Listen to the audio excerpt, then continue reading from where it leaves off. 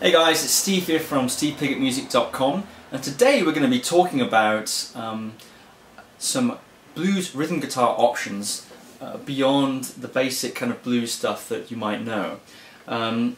Specifically, we're going to look at some variations on this rhythm pattern.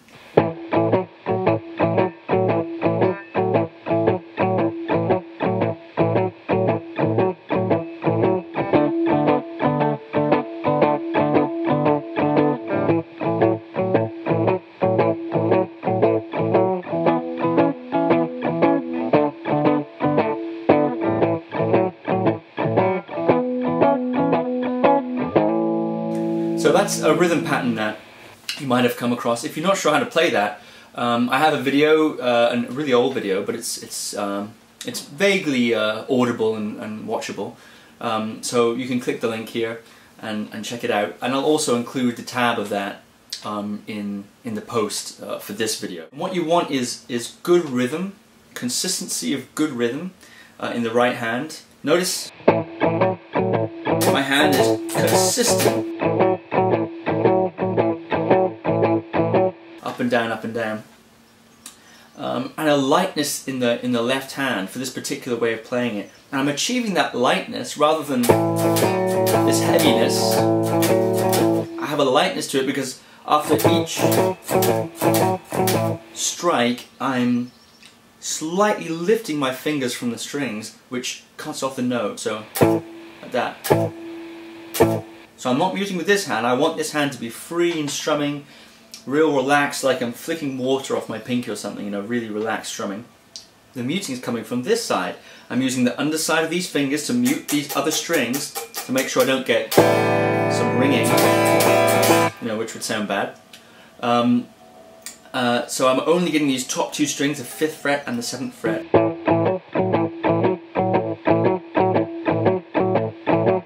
Okay, so you want to get that sounding good first. Assuming you've got that.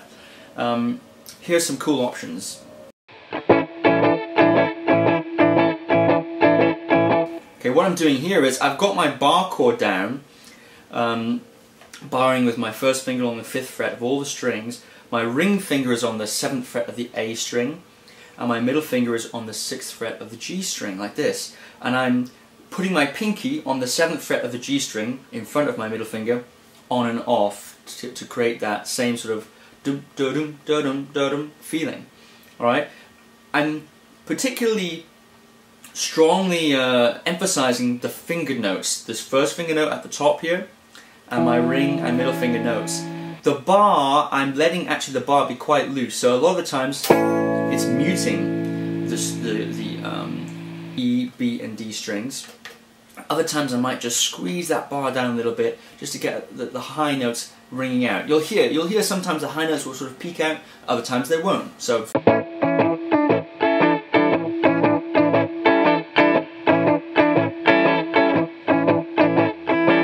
you hear that? They're kind of peaking out. And if you want to go to the D, you can move it up.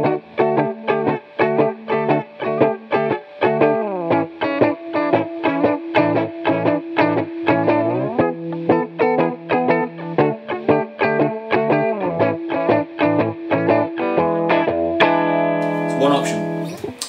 Okay, it's really good to give a lift to the solo. If you're playing behind a soloist and you've been doing the regular thing for a while, it's quite good to throw in something like that because it gives it a real lift and a boost, a fuller sound and also a brighter sound because you're really emphasizing that major third. Another cool option still is to play a bar down here in the A shape rather than playing it like this or whatever. I'm playing a bar and I'm hammering on my middle finger to the 3rd fret of the B string, my ring finger to the 4th fret of the D string. Slide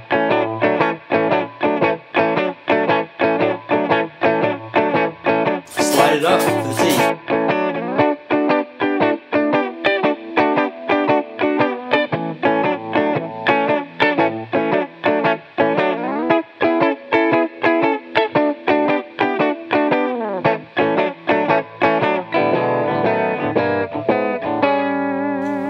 So I'm also occasionally sneaking my pinky onto the 5th fret of the E string to give a little bit of a high note.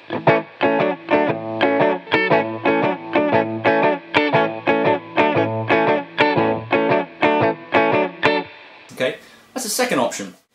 So those are some options to spice up your basic blues chug. All the tab for this will be down below. Practice them, and remember the most important thing is a good rhythmic feel, solid time, and a really strong sense of groove. That's the most important thing. A lot of these things are not that remarkable or complex in terms of the notes we're playing.